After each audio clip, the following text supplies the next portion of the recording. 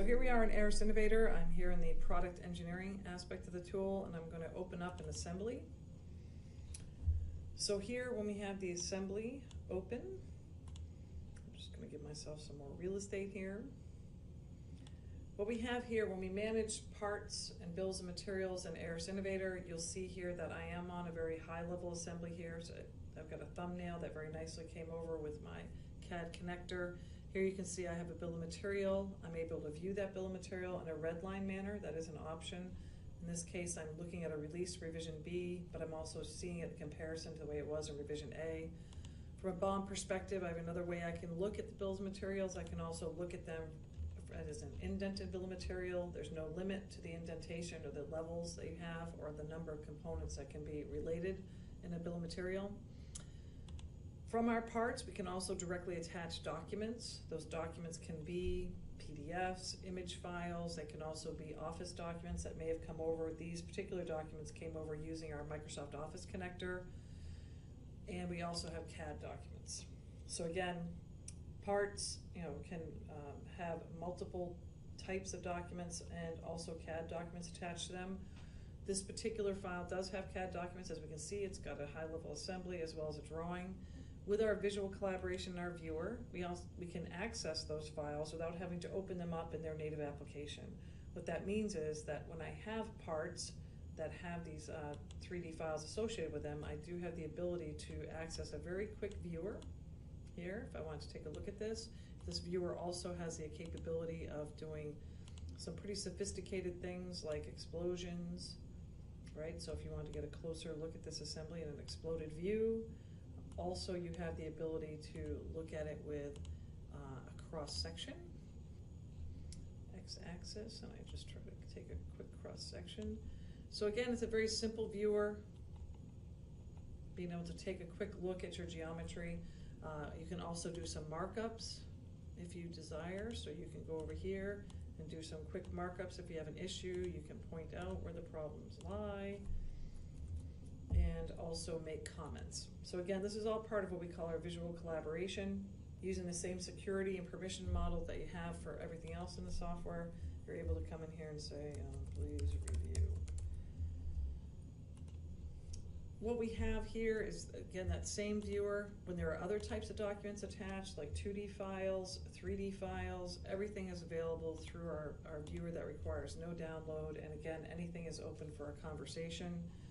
Let's go back real quick to taking a look at the overall information about the part.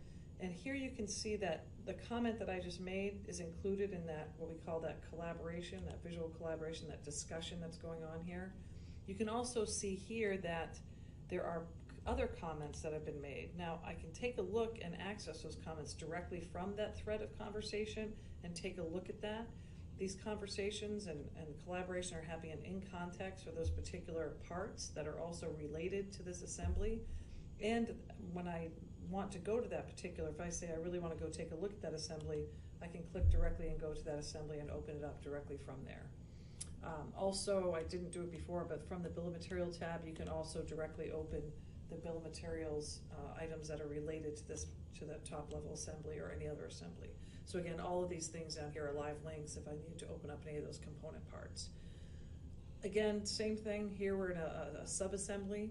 I'm going to take a quick look where used upward in the structure. So again, as you would expect, we just came to this, we navigated to this part from a top level assembly, so you can see it's part of an assembly that also has some change items attached to it, ECOs as well as problem reports.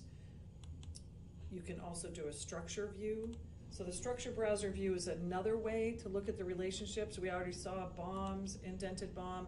This is an ability to look at all the relationships this subassembly has. That includes things like CAD documents that are attached to component parts, as well as requirements, or any other type of item, documents, CAD documents that may be attached. This also allows us to do a comparison. If we want to compare the current revision B against a previous revision A, we also have the ability to show it in a red line manner here. This comparison tool for the structure also allows you to compare against totally different part numbers. So if you have similar parts and you want to see what the differences are, you're able to do that as well. So just finishing up with the change process, again, we've seen that we have documents, CAD documents, BOM structure, where used. Here we have the ability to look at the changes. This particular assembly or subassembly has had a previous change that released it, but now it's also got one that's currently in process where we're changing out those fans according to that collaboration that we were looking at previously. When we look at the change item, you'll see that there's something we call our impact matrix. This is what we call our express ECO. So here you can see that this assembly is getting revised and what revision it's going to. You can also see that those thermocouples are being removed as well as a new fan is being attached. So thermocouples, fans are going away, new version of fan coming in, and the overall extruder is being revised. We can always see the workflow for this change item. So here you can see, I can see in the context of this change where I currently am in the workflow and who it's waiting to sign. I can also see previously who signed off before me. So here we can see that it's waiting for Mike Miller, which is me, which is convenient. And also we can see who signed off on it previously. So we can see where it's been in the workflow. And again, who signed off at these previous steps and how it got to this particular stage.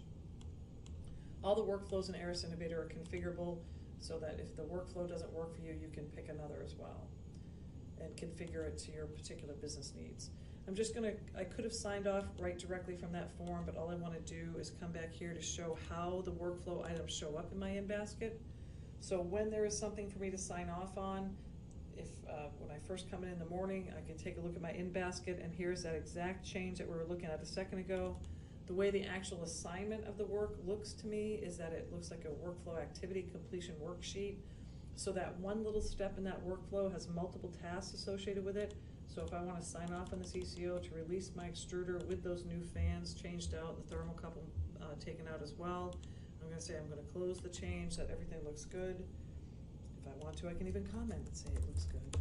And then I can type in the reason I have to type in my password is because it's not grayed out, so it's required in this step.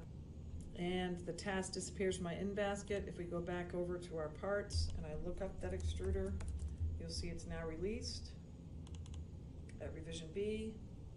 And just two more points I'll take a look at. We'll take a look at its history. So when we look at the history of this extruder, we'll see that it was released by virtue of being attached as an affected item on ECO. So we're able to see the full audit trail on what's happened from a standpoint of all the manual changes as well as the automation based on the workflows and attached items to ECOs. We also have the ability to look at the revision history as well. Again, full history, you're able to open up at any point in time a previous revision of this particular assembly. So again, that was a quick overview of Aras Innovator, how we manage parts and BOMs, documents, a little bit about our visual collaboration and also our change management. There are other types of change items that we didn't go into, but there are problem reports, ECRs, ECNs. We just happened to take a closer look at our Express ECO. Thank you.